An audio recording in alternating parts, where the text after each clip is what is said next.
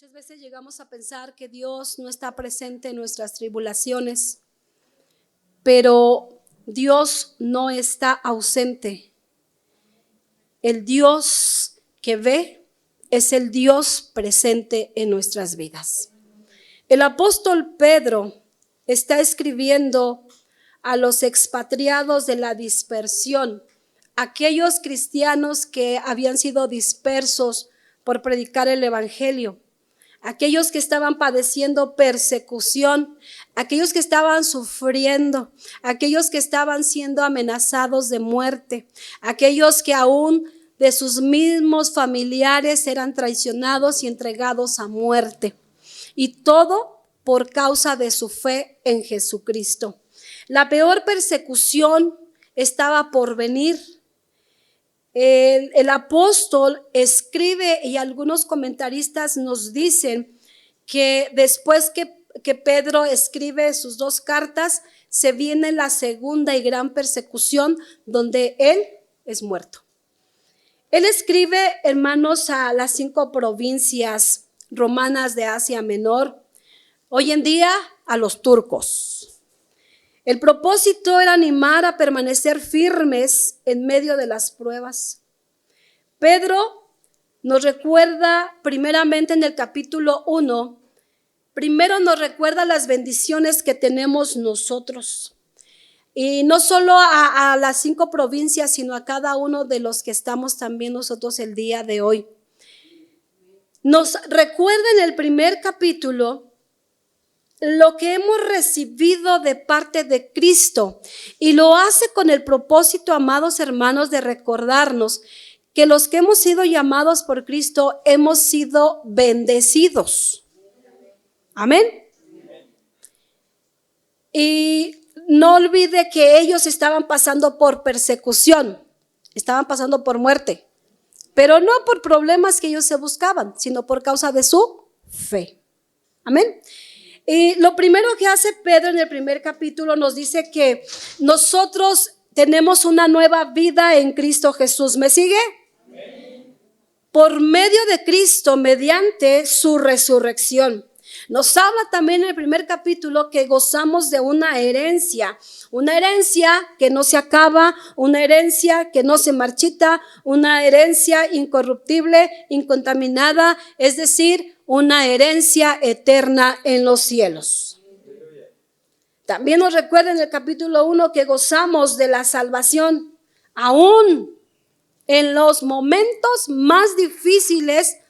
Probablemente los de las 5 provincias llegaron a pensar, ¿dónde está Dios en medio de mi aflicción? ¿Dónde está Dios en estos momentos? Y precisamente en la mañana que visitábamos a los hermanos, que fuimos a atender esta necesidad, decía el hermano, ¿por qué me está pasando tanta cosa? Y yo le decía, porque Dios permite las aflicciones con muchos propósitos. Y siempre traigo a la memoria algo que hemos leído en esta mañana, que no somos los únicos que padecemos en el mundo. El ser cristiano es de valientes. El ser cristiano es de gente esforzada que no se deja intimidar por nada ni por nadie. Y el pueblo, hermanos, probablemente decían, ¿dónde estás, Señor? Yo te amo, pero ¿dónde estás? Pero en esos momentos Pedro les dice, ustedes gozan de una salvación, gozan de una herencia incorruptible, porque por lo tanto nuestra fe es puesta a prueba. Pero el primer capítulo nos dice que esa fe es más preciosa que el oro. Y como el oro que es pasado por fuego, la vida del cristiano también es pasada por fuego para probar nuestra fe. ¿De qué estamos hechos? Amén. También nos habla que debemos amar a Cristo, que debemos creer en Él, porque no le hemos visto, pero le podemos experimentar en nuestras vidas cuando vemos el cambio producido en las personas que se acercan a Él. Tu vida misma es el reflejo de que Dios existe. Tu testimonio es una prueba, hermano, real, verdadera, que Jesucristo está con nosotros. Amén. Después de la base doctrinal que Él nos da, nos muestra el propósito por el cual hemos sido llamados. Y Él nos habla en el capítulo 2 que debemos ser como niños recién nacidos, deseando la leche, deseando el alimento. Y nos da algunas pautas que ya lo vimos hace algún tiempo, hablando del apóstol Pedro en esta carta. Pero Él nos habla y nos dice que debemos tener un crecimiento en medio de las dificultades. Fíjese, hermano, que hay cristianos que a la primera se desinflan.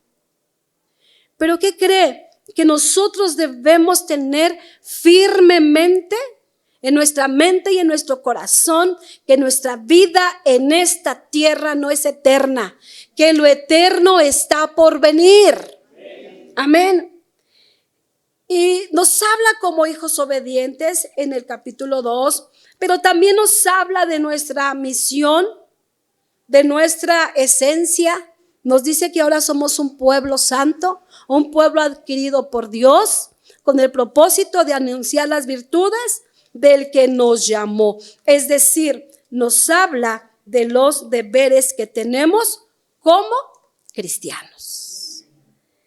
Y a partir del capítulo 3 nos da una serie de mandamientos sociales y empieza con el matrimonio.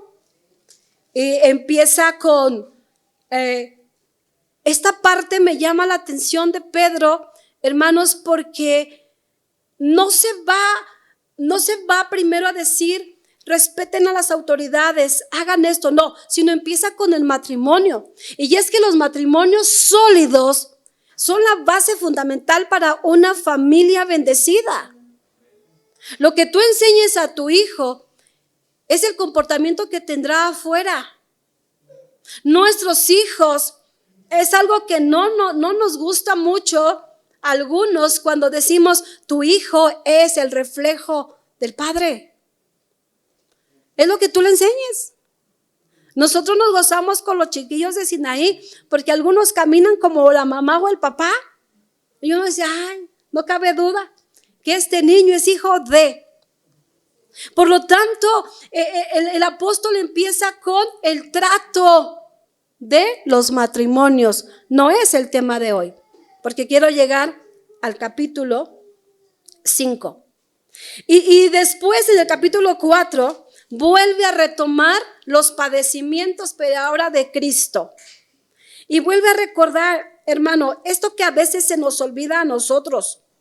Cristo ha padecido por nosotros en la carne. Cristo no padeció como Dios, Él sufrió como hombre. Por cuanto Él sufrió, Él nos entiende a la perfección. Y algo que llama la atención en esta carta de Pedro, hermanos, y es lo siguiente. Habla que vamos a pasar por padecimientos para probar nuestra fe. El capítulo 4 ahí en su casa lo lee. Solamente le voy a citar un verso donde dice: si alguno padece como cristiano, no se avergüence, sino glorifique a Dios por ello.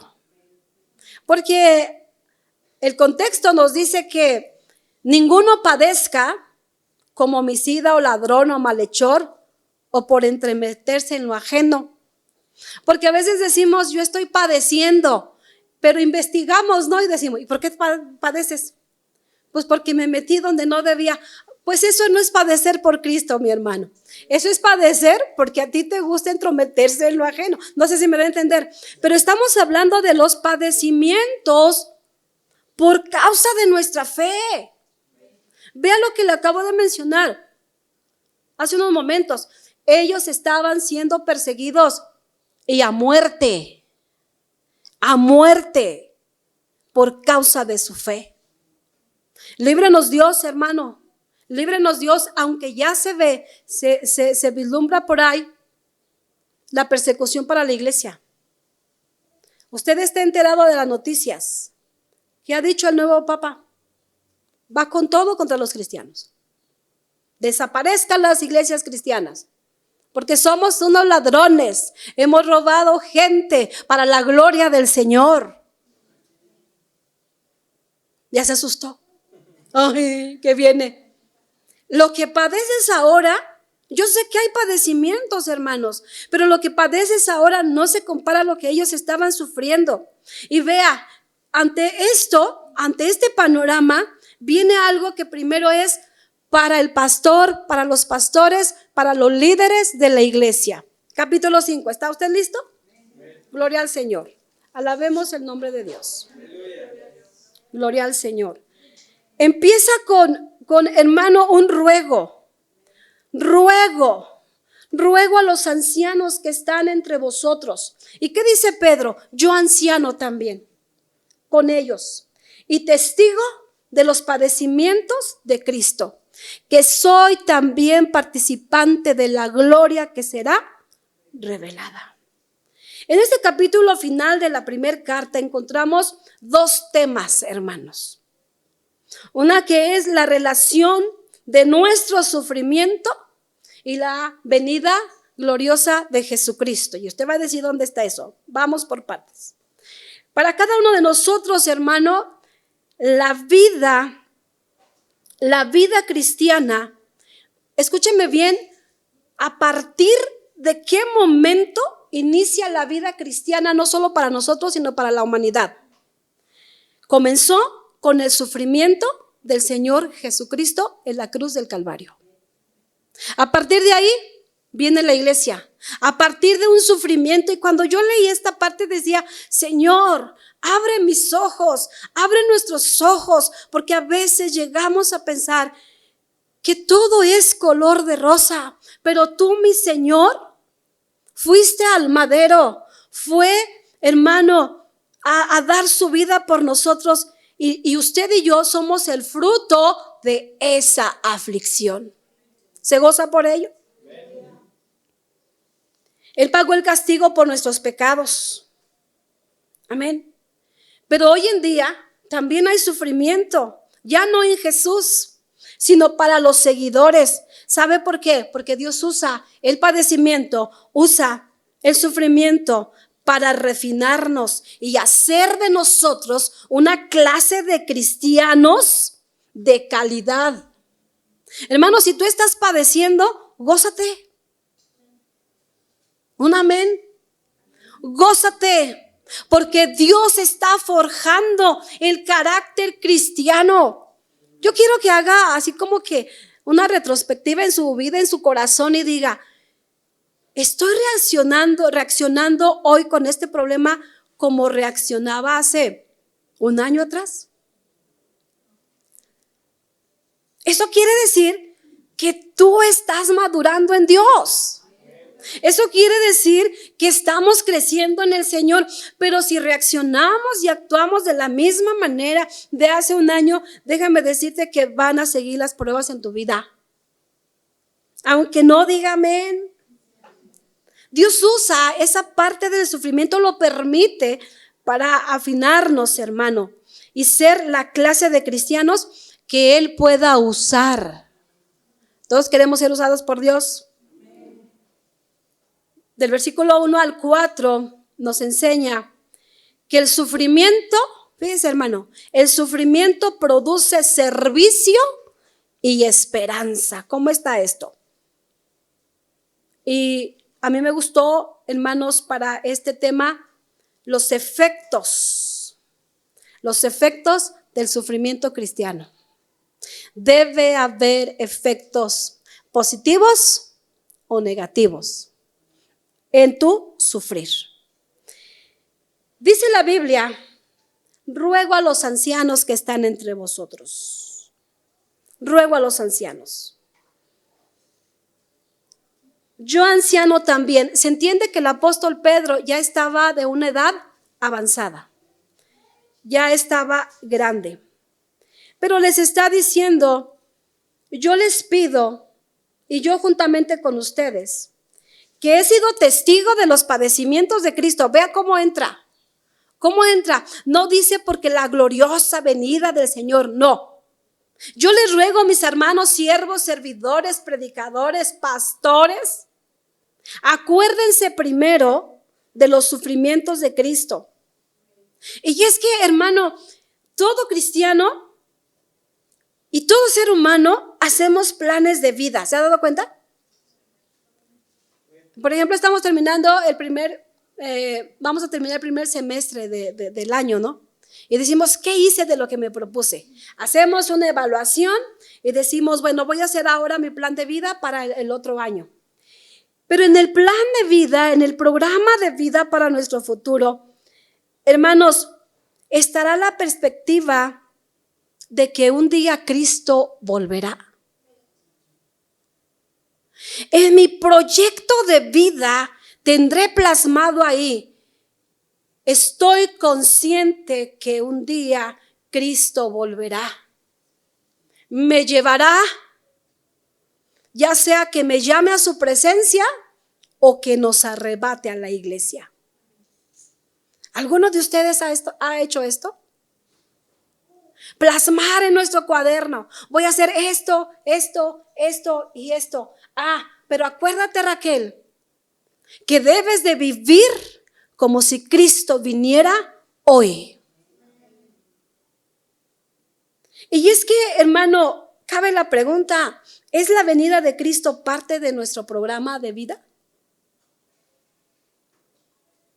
¿O este es un tema, no sé, así como que bien fantasioso, que está suspendido en algún lugar de mi memoria, del espacio, de no sé dónde? O como algo, no sé, que no es verdadero en mi vida, no tiene significado. Hermano, la venida de Cristo debe estar impregnada en nuestro diario vivir. Vivir como si Cristo viniera hoy. Le decía al hermano en la mañana, ¿te das cuenta que en cualquier momento nos podemos ir? ¿Y qué si no estamos a cuentas con Dios? Y no solo era la palabra de consolación en ese momento con el hermano, sino me la estaba dando yo misma. Decir, es que tenemos que estar a cuentas con Dios, porque así, en un suspiro, nos podemos ir, amados. ¿Estaremos preparados? ¿Estaremos viviendo de la manera que a Dios no le agrada? El apóstol Pedro nos está diciendo que los sufrimientos actuales están relacionados con una verdad innegable, con el mismo sufrimiento de Jesucristo. Yo fui testigo, dice Pedro, de los padecimientos de Cristo, pero sé también que soy participante de la gloria que nos va a ser revelada. El apóstol comienza afirmando su posición, pero se da cuenta que aquí no se llama apóstol de Jesucristo, sino se llama anciano. Anciano. En el primer capítulo sí, apóstol de Jesucristo, pero aquí nos dice yo soy un anciano. Estaba hablando del hecho de que él era una persona adulta, pero también estaba diciendo, hermano, que él ya tenía una madurez espiritual. Ya no vemos aquí al Pedro que vemos en el Evangelio de Juan, cuando negó a Jesús. En ese momento él no estaba dispuesto a padecer por Cristo. Él lo negó 3 veces. Él no estaba preparado, pero a través del sufrimiento, a través de las luchas, a través de las circunstancias, él llegó a una madurez que ahora está diciendo, y si sufrimos y padecemos, glorifiquemos a Dios. ¿Se da cuenta que es bien diferente al Pedro que negó a Jesús? La palabra griega utilizada para referirse a los ancianos es presbíteros o presbúteros. Esta palabra que se usaba hablando de una persona mayor o de edad avanzada, pero también nos habla de otra palabra que es obispo, episcopos, que se refiere al cargo que él tenía. Sí, soy un anciano en mi cuerpo, en todo, sí. Pero también está hablando, hermano, de que se refiere al cargo o posición que él tenía. Él tenía un cargo muy especial. ¿Pero a base de qué? De que ya había pasado por muchas cosas y Dios ha venido tratando conmigo de 2 semanas para acá, escuchando palabra, hermano, y esto se me ha taladrado a mi mente y mi corazón, el decir, cuando una mujer de Dios vive separada, vive apartada, pasa por luchas, pasa por procesos, Dios la guarda porque algo grande viene para su vida. Y Dios permite la adversidad, y Dios permite el sufrimiento, y Dios permite la soledad. Y Dios me hablaba y me decía, toda mujer apartada para Dios tiene que vivir una vida en soledad por un tiempo, porque ahí es donde Dios le habla y después la saca. Dice, ay, gloria a Dios. Así que gócese si usted se ha sentido solo. Amén. El apóstol Pedro ya era una persona, hermano, de una posición, del cargo espiritual que tenía para pastorear. Y esta palabra es la misma que se utiliza para el pastor. Amén. Él está diciendo a mis colegas ancianos también, les voy a dejar unos encargos, porque el sufrimiento produce servicio. Diga conmigo, el sufrimiento produce servicio. Ay, hermano, esto como cuando analizaba decía, ay, Señor, a veces no queremos sufrir, pero pasamos por sufrimiento y tenemos de dos, hermano. O le seguimos sirviendo al Señor o desertamos de las filas del Señor. ¿De cuáles quiere ser usted? Seguir con el Señor. Amén. Amados hermanos que colaboran en Sinaí, hay sufrimiento en el servicio. Hay padecimientos, ¿va que sí? Sí se sufre. Bueno, hasta nuestro color cambia, ¿ya vio? La hermana se fue a Acapulco, no me fui a Potrero. ¿No? Gloria a Dios por ello.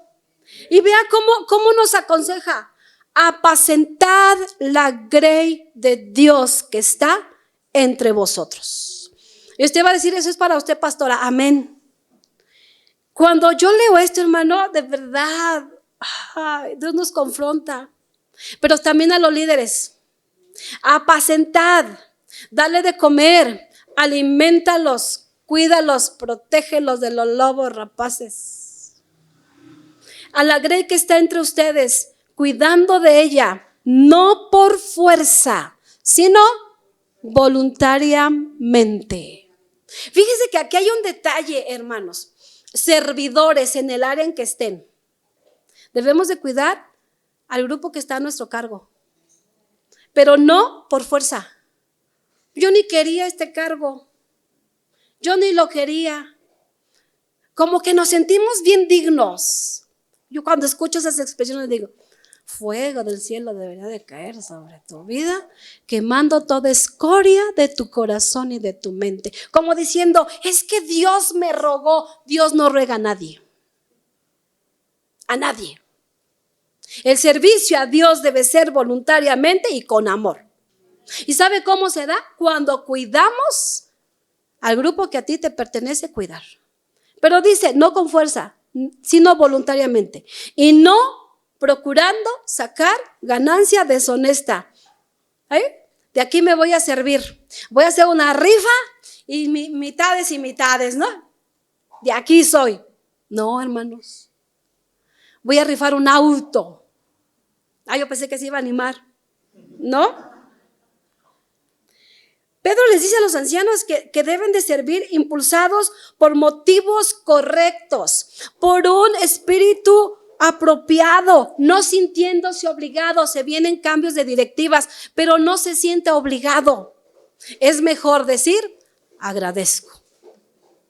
Y no utilizar esas palabras, yo ni quería, pero pues los hermanos me eligieron. No, mis amados. En el servicio a Dios es de buena voluntad. Y lo último de ese verso 2 nos dice, con ánimo pronto. Diga conmigo, con ánimo pronto. ¿Ha escuchado ese tipo de mamás que les dicen, quiero que vayas, no sé, a las tortillas? Y el hijo dice, ahorita. Ajá. ¿Y qué dice la mamá? No, es que ya casi vienes de regreso. Eso es ánimo pronto. Que el Señor nos dice, vas a hacer esto ahorita. Deja ir a sentarme debajo de un enebro porque estoy en depresión total. Un servidor, un pastor, un líder, un siervo, debemos servir con ánimo pronto. Imagínense que se me hubiera muerto el accidentado. Ay, terminando el culto voy. ¿Usted se imagina? Dígale al que tiene al lado, sirve a Dios, pero rapidito.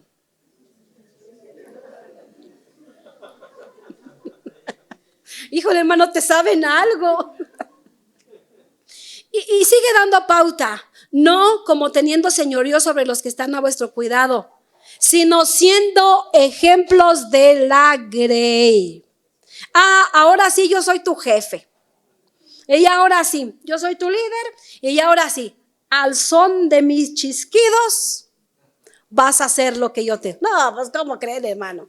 Ese tipo de liderazgo se da en el mundo y a veces ni en el mundo, sino con cuidado. Y dice algo muy especial, siendo ejemplo. Siendo ejemplo, diga conmigo, siendo ejemplo. Si tu líder dices, vamos a llegar a la oración, es porque tú eres el primero en llegar. El día miércoles me decían, convocamos a oración, yo no voy a estar, así que no convoquen. Porque a mí me da vergüenza que se convoque y que yo no llegue. ¿Sí me doy a entender? El primero es el líder. El primero eres tú. Y nos dice, ay, tú y tú. Y dice uno, ay, mira, se le da a mandar. Líderes, los primeros debemos ser nosotros. Debo ser yo. Porque hay algo muy especial. Y nos dice que cuando aparezca el príncipe de los pastores, ustedes van a recibir una corona incorruptible de gloria. Es decir, el ministerio de un anciano, y no porque tengas canas como tu servidora, sino de una persona madura en el Señor, debe ser con plena conciencia de que estamos sirviendo al príncipe de los pastores, y este es Cristo Jesús. No importa el ministerio que ejerzas, no importa que sea el ministerio de la escoba y el trapeador, debemos hacerlo con amor, porque lo estamos haciendo para el Señor. Amén. Él es nuestro responsable, Él es nuestra cabeza, y por lo tanto de Él vendrá nuestra recompensa. ¿Pero qué cree? Una recompensa eterna. En la Biblia se mencionan varias coronas, incluyendo la corona de la vida, la corona de justicia. Pero aquí nos habla de una corona de gloria. Una corona de gloria. Amén. Y habla, podemos irnos, este es otro tema, hablar de la gloria de Dios. Porque hay muchas preguntas referentes a la gloria. ¿De qué color es? ¿Cómo es la gloria? ¿Qué es estar en su presencia? Hermano, lo que nos debe interesar a nosotros es decir, un día el príncipe de los pastores va a recompensar mi trabajo. Gloria a Dios por esos amenes. Trabajemos con amor. Imagínense ustedes los músicos cuando, ya, pues lo tengo que hacer, pues ya ni modo. Niña, canta. Ay, para que no se enoje la pastora. Les he dicho, críenme fama, ¿verdad? O que Moni esté con el tecladazo, ¡zas! No, hermana, ¿cómo crees? Debe ser con amor, con cuidado, con dedicación. Y que Lupita nos pasara los coros rápido, ¿no? Ahí alcáncenlo si quieren. Con amor. O que el hermano deshaga la batería como aquel, ¿no? Todo es con amor. Amén. En este pasaje el apóstol Pedro llama a Jesús príncipe de los pastores. Cuando Jesús mismo en Juan, él dijo, que Él era el buen pastor, que nos apacienta con amor. Y cuando contrastamos este verso de Juan con este de Pedro, yo digo que es hermoso, porque el príncipe de los pastores primero nos pastorea a nosotros. Primero Él es el buen pastor, que nos apacienta con amor, el que dio su vida por las ovejas. El buen pastor también cuida, protege, pero también alimenta. Y un segundo efecto del sufrimiento es que el sufrimiento produce o debe producir humildad y paciencia. Diga conmigo, humildad y paciencia. Si después de tanto sufrimiento, hermanos, no hay humildad en nuestro corazón ni paciencia, ¿qué cree? Si tú estás en el plan y en el propósito de Dios, el Señor viene a trabajar otra vez, viene a trabajar otra vez y viene a trabajar otra vez. Y yo espero que muchas preguntas sean contestadas esta tarde. ¿Por qué me pasa tanto seguido y seguido? ¿No será que nos hace falta humildad? ¿No será que nos falta paciencia? Fíjese que esta semana platicaba con una pastora de un suceso que tuvimos nosotros como familia hace muchos años. Algunos recordarán de lo que pasó a una de nuestras hijas. Y yo le decía, ¿sabe qué enseñanza recibí yo ahí? La humildad. La humildad. Porque lo que nosotros vivimos, siempre que nos preguntan, la misma respuesta es la siguiente: yo no se lo deseo ni a mi peor enemigo. Pero si nosotros no pasábamos esa prueba, si en nosotros no hay humildad, hermano, al cielo no vamos a llegar siendo arrogantes, porque más adelante lo dice. Y da como que un cambio. ¿Se da cuenta que primero habla como que a los ancianos, a los adultos, pero a los maduros en la fe? Y después da un cambio y nos dice consejos para los jóvenes. Y dice así: igualmente, jóvenes, estad sujetos ¿a quiénes? O sea, a la gente de respeto, y todos sumisos unos a otros, revestidos de humildad. Dígale al que tiene al lado, ¿te pusiste el vestido de humildad? Se te olvidó el vestido de humildad. ¿Cuál es lo contrario de humildad? Soberbia. Diga conmigo, soberbio yo, altivo yo, arrogante yo. Gracias por los que dijeron esto. Aquí se comienza la frase de recomendación a los jóvenes: que se sometan a los ancianos.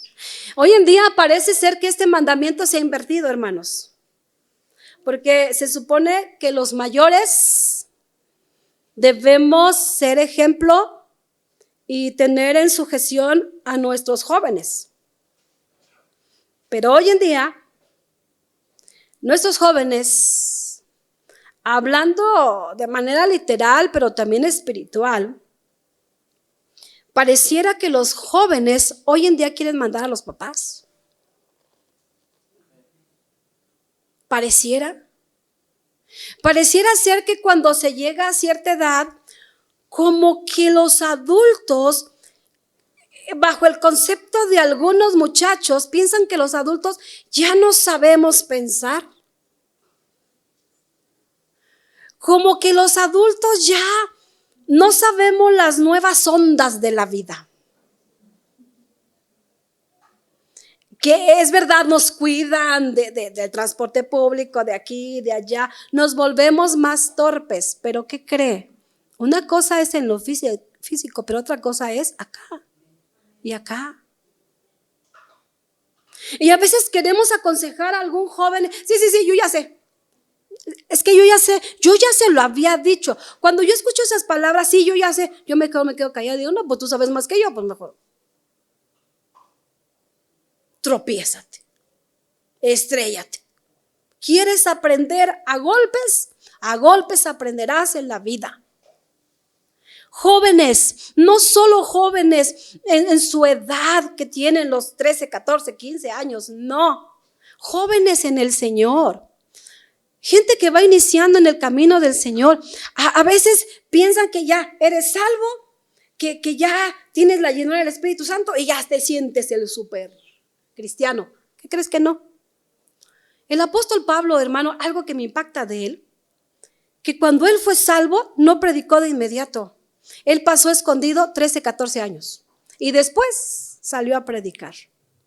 Hoy en día en el mundo se convierte en un artista y al otro día está predicando. Ya es pastor. ¿Qué te enseña? ¿Quién sabe? Pero ya es pastor. Déjense aconsejar, muchachos. Un amén por acá.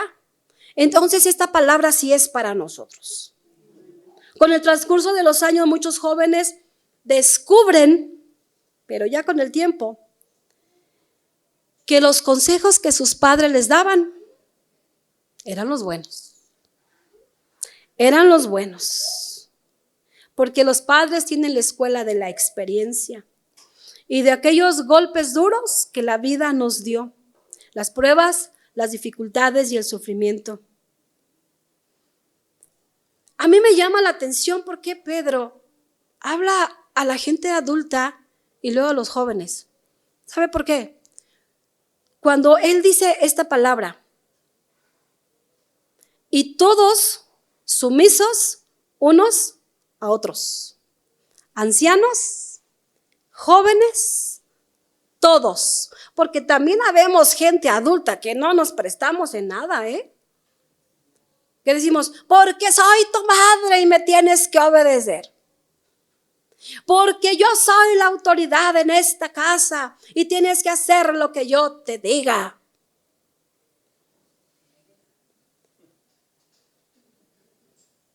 Sus caras lo dicen todo, mis amados. ¿Eso será humildad? ¿Verdad que no? Pero eso no quiere decir que vamos a bajar el nivel de autoridad. Tú tienes autoridad en su casa, pero no seas autoritario. Amén. Dice, debemos de estar sumisos unos a otros, revestidos de humildad. ¿Cuántos padres de familia hemos cometido errores con nuestros hijos y hemos pedido perdón? Decir, no, pues que yo soy la máxima autoridad. No, también, permítame esta expresión, también la regamos. También. Y el Espíritu de Dios viene a las vidas y te dice, hey, bájale 2 rayitas. Porque yo he tenido mucha paciencia contigo y tú debes tener paciencia también con los jóvenes. Y nos da la razón. Revístete de humildad. Sé humilde, misericordioso, bondadoso, no seas arrogante. Y hay una razón, porque Dios resiste. No te acerques. Dios resiste a los soberbios y da gracia a los humildes.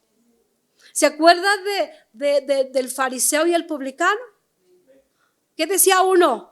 Yo te doy gracias porque no soy como esta bola de pecadores de Sinaí. Yo soy santo, yo soy puro, yo soy digno. Yo no me junto con la chusma de los martes. No, pues que a mí sí me lo han dicho. Yo no voy los martes porque van cargaditas las hermanas. Y hasta huele a diablo mojado ahí. Mira tú. ¿Qué haces en esta tierra? Llégale a la patria celestial. Yo no me junto con los de los miércoles. Ellos son nuevos en el evangelio. Yo ya soy maduro. Los discipulados de los miércoles es para gente que va empezando. Hágale. Santo Dios. No se crea que a los de los miércoles no se les dice. A los de los miércoles y los martes. Yo no voy los domingos porque ahí va pura gente bien. Me han dicho, ahí van los fifís.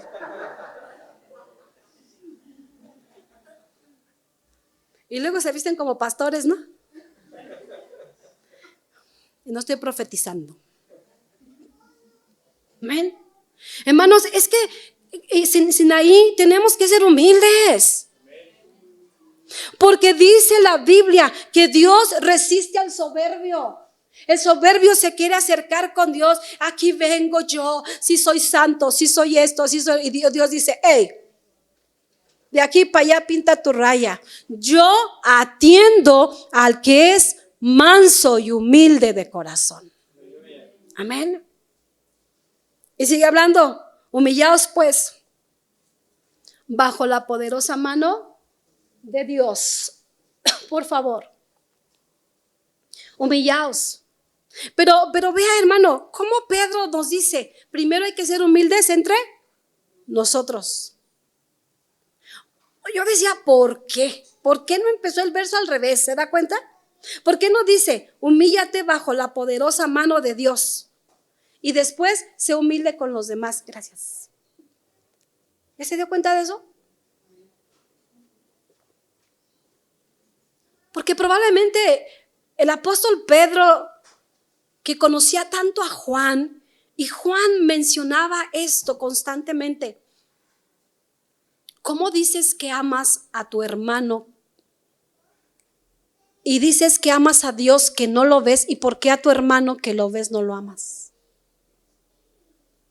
Tú convives con tus hermanos, pero dices amar a Dios, pero aborreces a tu hermano.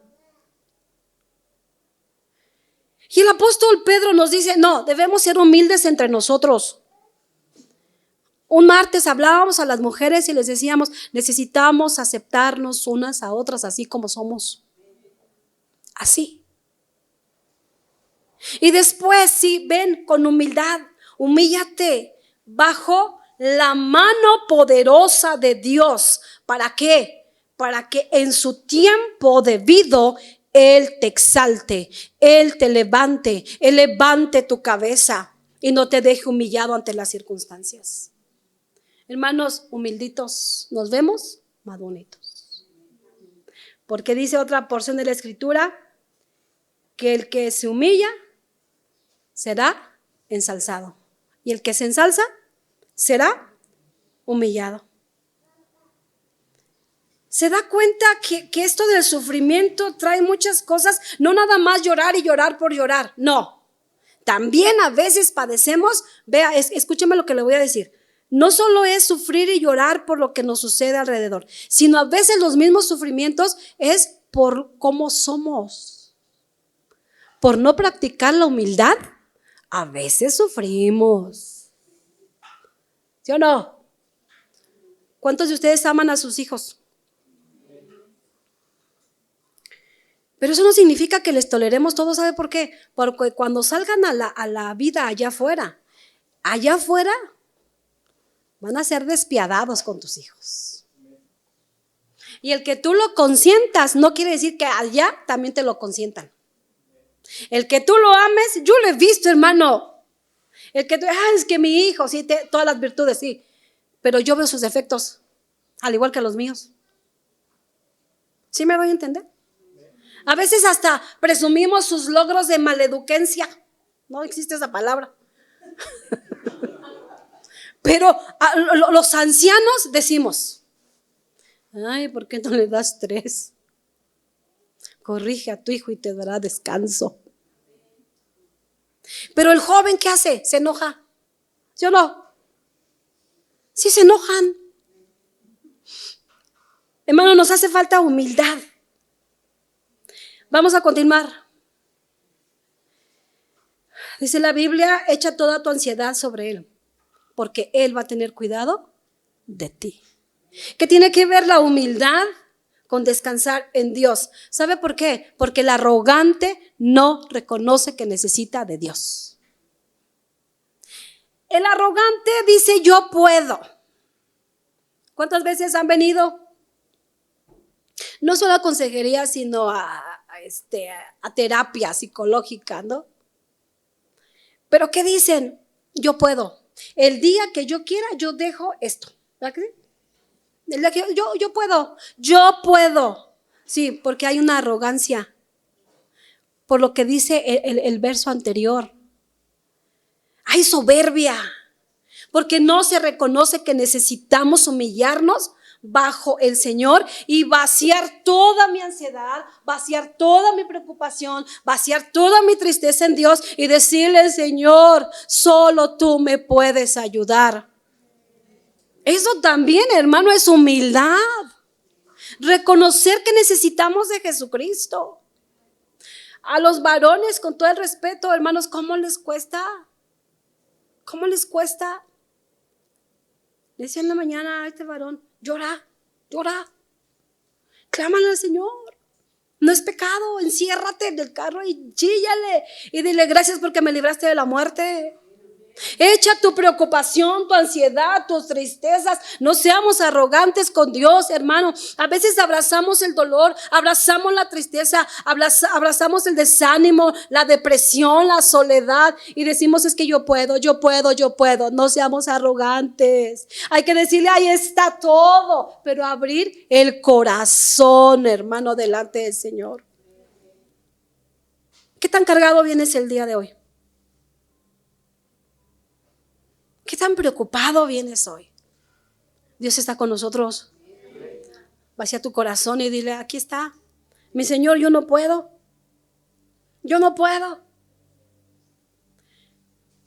Y Pedro dice: es que esta parte del sufrimiento debe producir humildad y paciencia. ¿Por qué? Verso 8. Sean sobrios, y esto se requiere paciencia. Sobrios y velad. Sobrios y velad. Y hay una razón: porque tenemos un adversario que se llama el diablo. O sea que existe, la Biblia dice. Como león rugiente, anda alrededor buscando ¿a quién? Devorar. Las aflicciones producen servicio y paciencia. La palabra griega para sobrios es diferente a la del capítulo 4. En este pasaje significa vigilar atentamente. En otras palabras, está diciendo: vigila atentamente con humildad. Reconoce que necesitas la ayuda de Dios y, dicen los muchachos, ponte pilas. Vigila atentamente, porque hay alguien que no se duerme y que anda como un león rugiente buscando a quien se va a comer. ¿Usted cree que los orgullosos son presa fácil para el diablo? Sí. Porque el humilde reconoce que necesita de Dios. El motivo fue dado porque el enemigo estaba entre ellos, con la evidente intención de atacarlos, de matarlos. Fíjese, hermano, que así como le dije en un principio, en nuestro diario vivir, en nuestro plan de vida, debemos anotar que Cristo va a venir por nosotros. Pero también debemos anotar que existe el diablo que se mueve con libertad en este mundo y que debemos estar vigilando, no dándole lugar al adversario. Amén. Él busca a quien va a devorar y anda alrededor. Comentaba a algunas personas en la semana que se han dejado de congregar. Le decía: son presa fácil para el enemigo. El enemigo ataca a las ovejas que no están en grupo, a las ovejitas que no están en koinonía, a las ovejitas que no buscan la comunión con la iglesia, a las ovejitas que vienen allá cada en cuando. Son presa fácil. ¿Por qué crees? Porque te vuelves vulnerable y el enemigo anda buscando a quien devorar. No hay como estar en grupito, mis amados. No hay como estar unidos. Y nos dice la Biblia que debemos velar. El 9, debemos resistir firmes en la fe, sabiendo que los mismos padecimientos se van cumpliendo en nuestros hermanos en todo el mundo. Pero cabe una pregunta aquí antes de ir culminando. Hermanos, ¿cómo vamos a resistir al diablo? Porque aquí nos da el consejo. Resistid al diablo. ¿Cómo lo vamos a resistir? La misma palabra nos da la respuesta. Lo vamos a resistir firmes en la fe, firmes en lo que has creído. Párese firme y diga: yo voy a resistir al enemigo en mi fe. El enemigo te va a atacar, a los jóvenes los va a atacar en su fe en las escuelas, con las ideologías, con las nuevas enseñanzas. Pero ¿cómo vamos a resistir? Manteniéndonos firmes en la fe en Cristo Jesús. Resistidlo. Aquí tenemos la figura como de un ejército, ¿no? ¿Se acuerda cuando usted en la escuela le decían firmes? ¿Y cómo se paraba? Todo chueco. Capaz que llegaba el maestro con el borrador, ¿no? ¡Sas! Párese derecho. Firmes. ¿Qué nos está diciendo? En medio de las dificultades, en medio del sufrimiento, en medio de la adversidad, mantente firme. No te dobles. Firme en la fe. Y vea cómo está terminando Pedro esta carta. Sabiendo que los mismos padecimientos que tienes tú están por todo el mundo. Es decir, lo que tú sufres, hermano, no eres el único. ¿Me escuchó bien? Lo que tú padeces, no eres el único, No eres el único. Se van cumpliendo en tus hermanos en todo el mundo. Pedro al final de cuentas le sale el carácter así como que intrépido, ¿no? O sea, sí, bien maduro el hombre, pero les está diciendo: y no eres el único que sufre, porque en el mundo hay hombres y mujeres que sufren más que tú.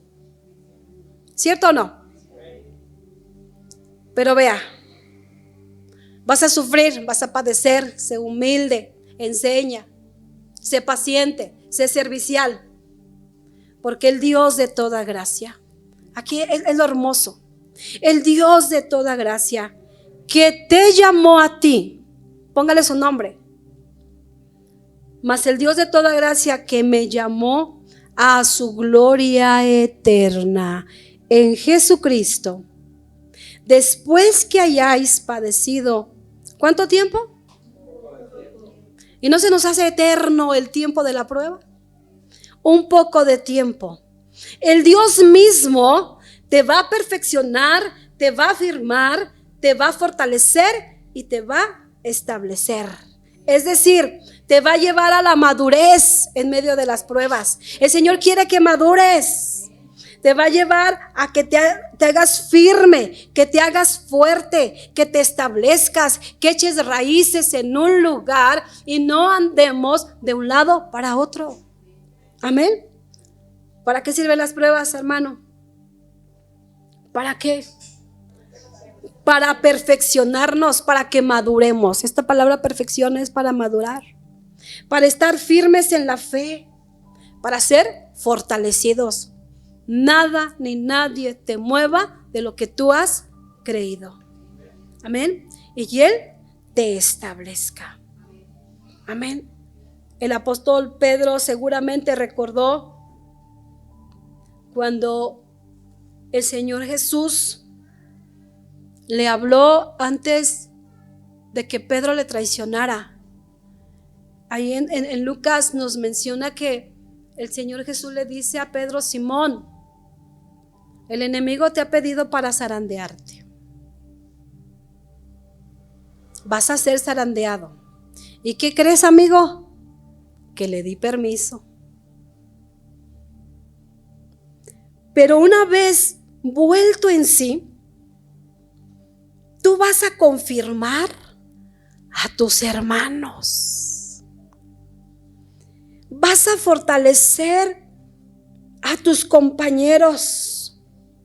Es decir, Jesús le estaba diciendo: vas a ser zarandeado, vas a pasar por pruebas y dificultades, me vas a negar. Y no hay cosa más triste, hermano, que un cristiano se avergüence de Jesucristo. Pero Jesús ahí le dio la promesa: yo te voy a restaurar. Y una vez vuelto en sí, cuando tú reacciones, cuando tú reconozcas que fallaste, Yo te voy a ayudar. Vas a ser investido con el poder del Espíritu Santo para que tú ayudes a confirmar, a fortalecer, a establecer a aquellos que van a fallarme en un futuro. Amados hermanos, probablemente estamos pasando por serias dificultades, pero son necesarias para formar nuestro carácter. Pero también, ¿sabe para qué, hermano?